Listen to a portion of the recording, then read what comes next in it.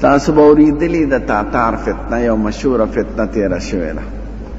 او د هغې مشر و هلاکو خان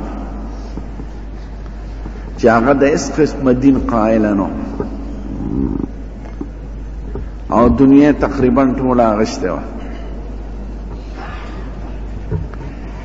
لوی خلافت و د مسلمانانو او بادشاہ بغداد دارالخلافه او د ټول اسلامي ملکونو د 650 هجري پورې د 132 هجري نه تر 650 هجري پورې یعنی څه د پاسه 600 کاله تقریبا د مسلمانانو د ټولو مسلمانانو ملکونو یو حکومت و دارالخلافه بغداد او دا ټول د هغې تابع و یو ملک و عقیده یو دین یو شریعت یو عیش پرسته بادشاه راشي نو آخري بادشاه د بغداد او د ټول اسلامي دنیا بادشاه خلیفه نو هلاکو خان سره د فوجونو په دې ملکونو را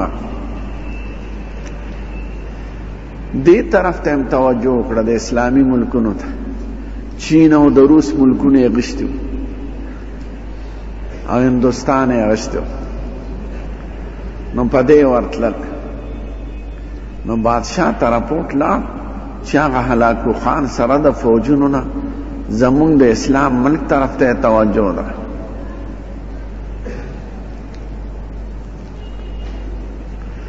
یو خاص وزیر او هغه منافق ابن الالقمشي او مردار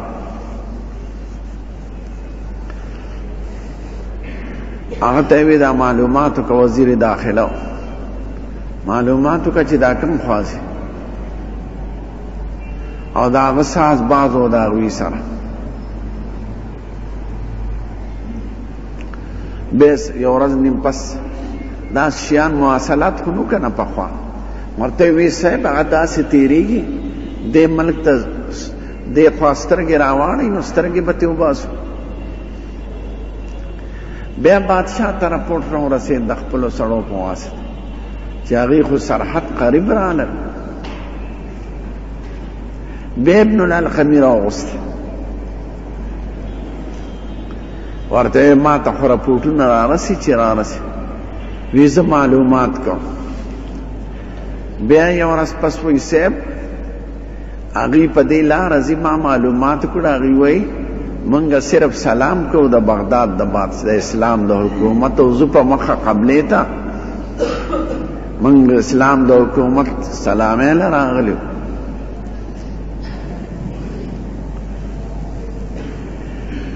بادشاه به په دې دوکه ساته بیا راپورټ راغی چې هغوی خو بغداد ته راورسېد بیا ابن الالقمي ته وایي دا څنګه دوی خو دننه راغلل او کیمپونه یې ولګول او بغداد نه بار پراته دي وی صاحب ته هېڅ خطره مه محسوسوه زه معلومات بیا ورته ابن الالقمي وایي وزیر چې صاحب ما معلومات وکړو هلاکو خان وایي زه د بادشاه سلامت ډېر عقیدتمند یم او زه د هغه زوی له خپله لور ورکوم په عقیدت کې او په نظرانه کې نو هغې ځکه راغلي دي نو د هغې دا خواهش دی چې تاسو سره د شهزادګانو نه او د خصوصي ښځو نه دا راشئ وزیرانو نه کیم ته به راشئ واده به وشي او تاسو به بوځئ او هغوی به ځي په مخه خپله لار واخلي بادشاه دوکه دا د منافقانو کار بادشاه خوشحاله شو چې هلاکو خان نه خو خلک یېرېږي او دبدبه او هغه خپله لور زما زوی له راکوي نو دا ښه ده چې لکه شمالي اتحاد وی بلې صاحب د بلې صاحب زامنو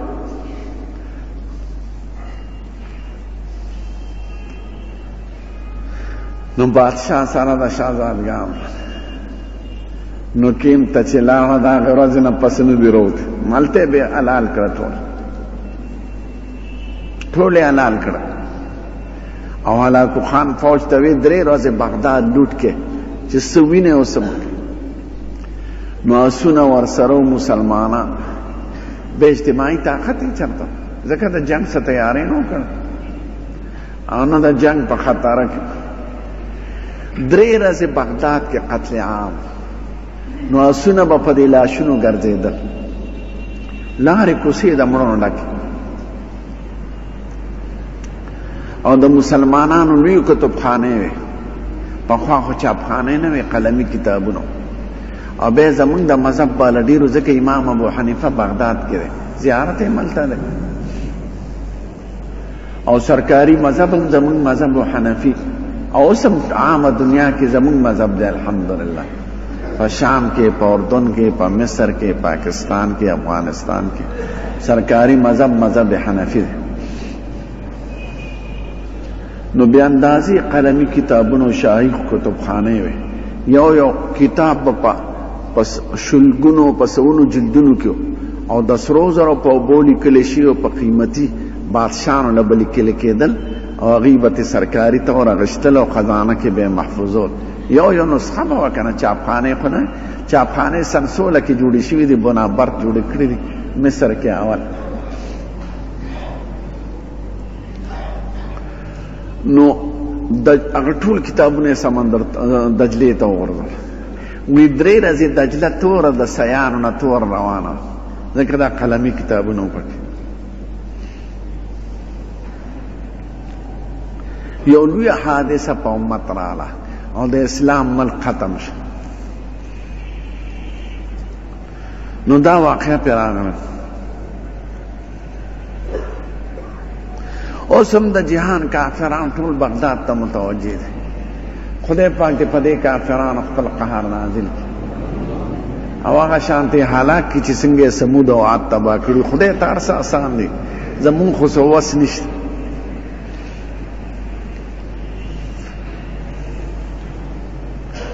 چې چا وس ته هغه ټول چپ دي قوم بسو کې قوم ټول خفه دي که عربو کې دي که دلته دي کار دی کې ځکه مسلمانان خو د یو جسد په شانتې دي دا د دواړو جهانو د سردار حکم دی مسلمانان د یو بدن په شانتې چې بدن کې کم ځای خوږېږي نو ټول بدن خوږېږي مسلمانانو باندې په کم ځای کې چې تکلیف یې ته به ورسره خفې که دې وس وي که نه وي دعا خو کولی شي خدای ته جړلی شي نو هغه جړه دعا خو سړی کولی شي که د لاس خو وس دې نه یا غوزه داسې چې لاس پریستانه نن زمانه خو ټوله ده ټکنالوژي زمانه ده د بمونو زمانه بم سره عام سره څه مقابله کولی شي بم سره خو به د بم والا کوي چې چا سره بم وي او جزونه عوامو خلقو سره خو دا نه نو یو لویه حادثه وشوه هلاکو خان دا د خدای فضل دی او مسلمانانو د ابتلاګانې راځي او دا خدای پاک یو قسم سره ځنشم ورکوي چې دوی کې لږ بیداري راشي کافرو ته خدای څه نه وایي دنیا کې او مسلمانانو باندې تکلیف راولي او خدای دا دنیا د امتحان یو ځای پیدا کړی دی که دې کې هر قدم باندې مسلمان غالب وي نو به ایمان کې امتحان نه پاتې کېده ایمان بالغیب زه ورته مثال کې وایم که نه که سړي مونځ کولی او جیب کې 10 روپۍ پرېوتې دی چا به مونځ پرېښی یا سړي مونځ نه کولی او په سر یو کوټکاڼې را پرېوتې وړوکې چټاکې نو چا به مونځ پرېښی خو خدای دا نه کوي دنیا کې ماشوم به پاک به په هغه باندې به بیماري راغلي ماشوم څه ګناه خو نه کړی ماشومان باندې تکلیف راځي د خدای دوست به پاک انسان به په مرضونو به مبتلا او دې خوا به یو بدماشي ډاکو به غل به هغه په عیش و عشرت کې مبتلا دا دنیا ټوله د اشتباه او زیاده دی کې دا خدای څیزونه څرګندوي نه بیا خو د امتحان ځای پاتې نه شو د پرچې د لیکلو پرس چې څه لیکي پکې لیکه که کنزل پکې لیکي او کلمې پکې لیکي خو پته به رستو لګي. نو دنیا خدای د عجایبات یو نمونه. پیغمبران به تکلیف به پې راځي. موسی علیه السلام جهاد کو د یو قوم سره عمالقه سره او لوی پیغمبر دی سخت شکست یې وخوړ مړه شو پکې دی. دی وی خدایه قربان دا ولې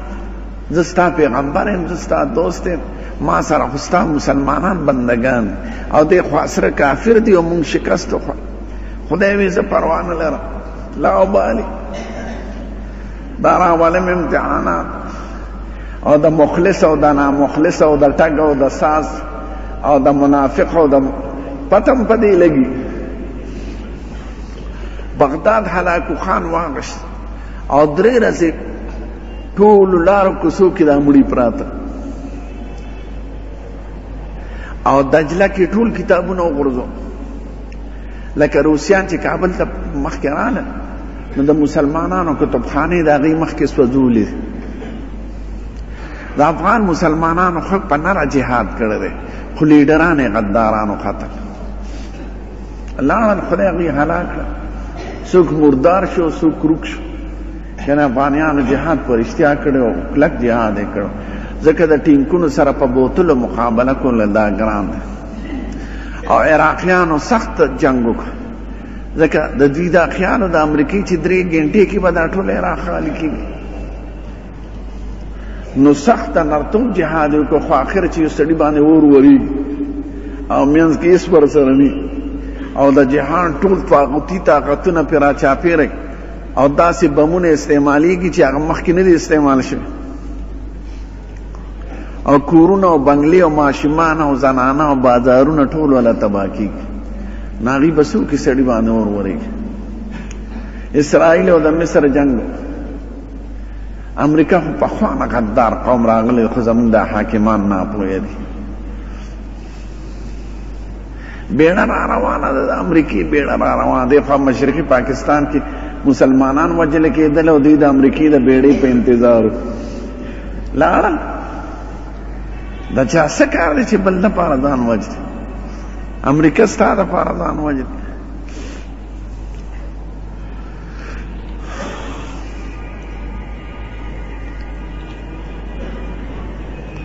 نو بغداد لار دړې وړه شو خو خدای پاک مسلمانانو کې نیکان وي دعاګانې کوي خدای ته زاري کوي چې خدای د امتحان او ابتلا زمونږ نه لرې کړي. زمونږ اعمال دي چې مونږ ته رارسي. خدای پاک وایي وما اصابکم من مصیبت فبما کسبت ایدیکم ویعفو عن کثیر. تاسو ته چې څه تکلیف در رسي ستاسو د اعمالو په نتیجه کې او ډېرو نه خدای معافیم کوي لا درګذرم کوي. ما ورته وي مسلمان ته تکلیف رسي کافر ته داسې نه وایي هغه د پاره لوی ځای پاتې ده. خدای پاک عجیبه شان دی چې همت څوک بیا نه لي که نه نو خدای بیا فتح او کامیابي ورکړي او د امتحان په تیر شي نشي پکې ډېر. خدای د هلاکو خان زوی چنګیز خان پیدا کړ. خدای هغه ته هدایت وکړ د ایمان مسلمان شو. هغه ټول د کافر حکومت خدای د اسلام په حکومت بدل کړ. دا سرونه د علماو د سړو په کوڅو لارو کې به ځوړند کړو خو خدای هغه ته هدایت وکړ. داسې یو عالم یې نیولو چنګیز خان ورته وي ته ښې که زما دا سپی ښه دی.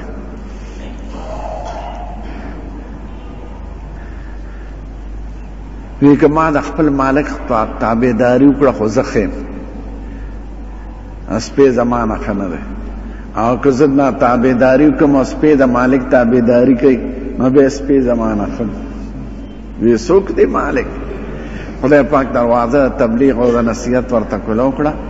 چنګیز خان خدای مسلمان کړ. خو د هغې حکومت په زوال کې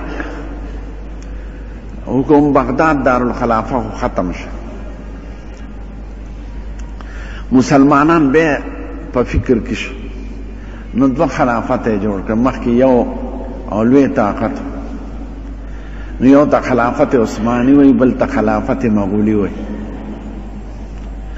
عرب او ترک او دغه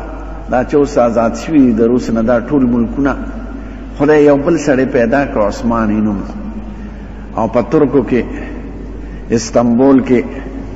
خدای پاک هغه له اختیار ورکړ، او ورو مسلمانان را جمع شو، بادشاہي جوړه شو. د استنبول نوم پخوا قسطنطینیه. قسطنطین یو عیسائی بادشاہ تیر شوی سن 325 سنه عیسوي کې. نو دا دارالخلافه هغه جوړه کړې، مسلمانان پې ورنل او خدای پاک فتح کړ. او عجیبه واقع دا چې فتح کېده، عیسایان او ملایان په یو مسله په جګړه اخته، چې کوم وخت غیر ضروري مسلو باندې د مولیان مختلف شي نو قوم ته لوی فساد جوړېږي.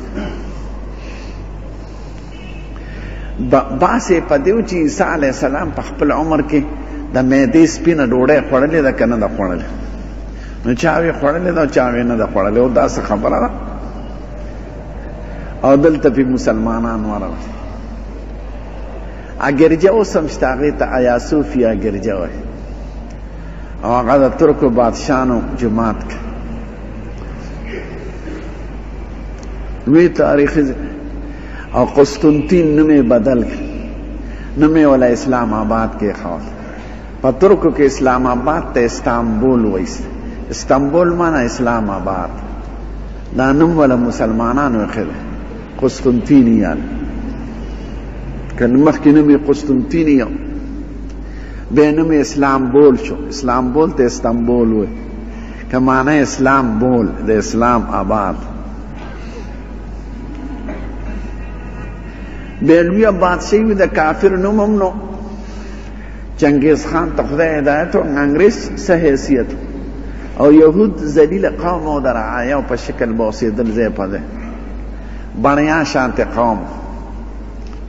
نه څه حیثیت و نه د انګریزانو څه حیثیت.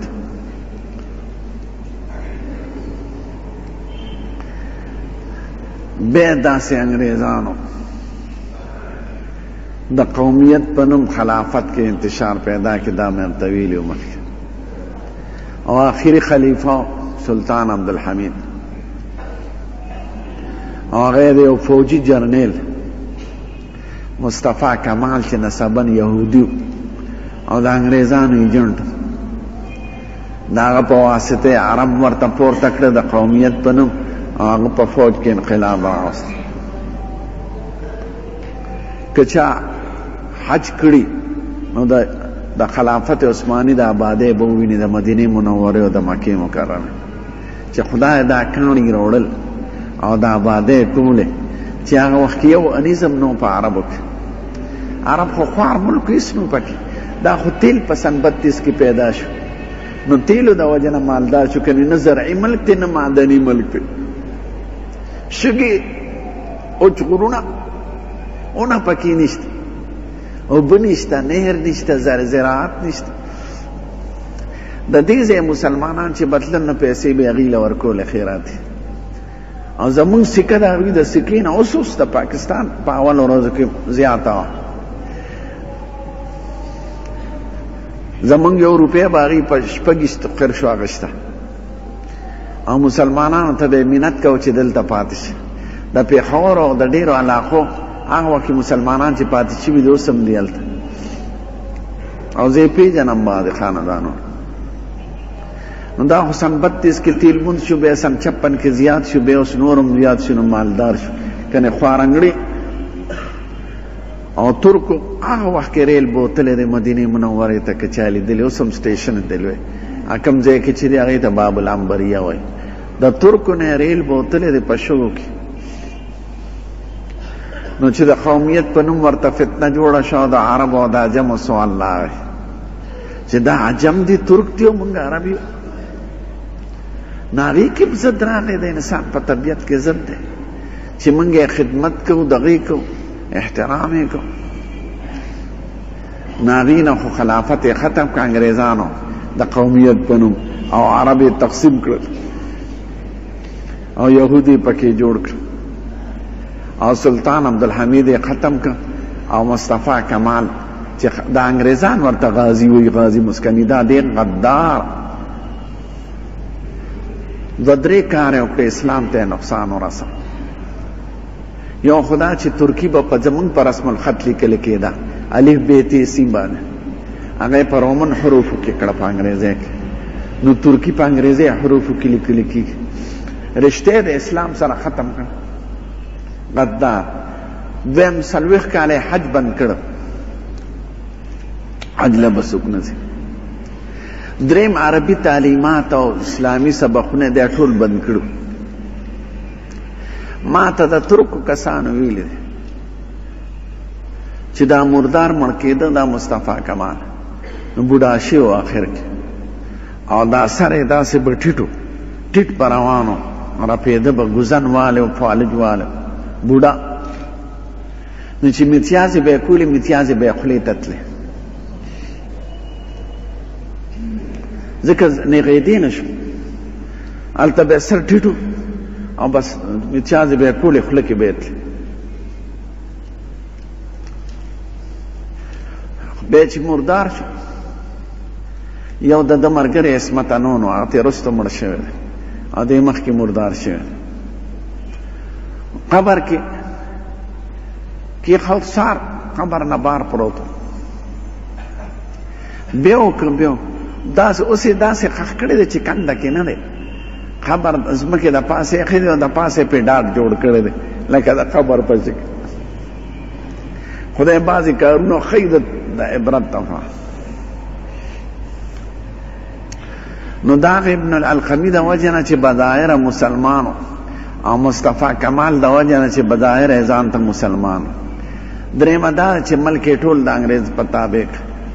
او نظام یې داسې جوړ کړی دی چې هغه ټول د مذهب نوم به څوک نه علي هلته کنې ترک ډېر بهادر قوم او یو فوج یې جوړ کړی هغې ته به انکشاري فوج وي دا کوټ پتلون د ترکو جامه ده دا د انګریز نه ده د انګریزو جامه ډېره خرابه وه پخوا دا پتلون او کوټ دا یو سلطان بادشاه سلطان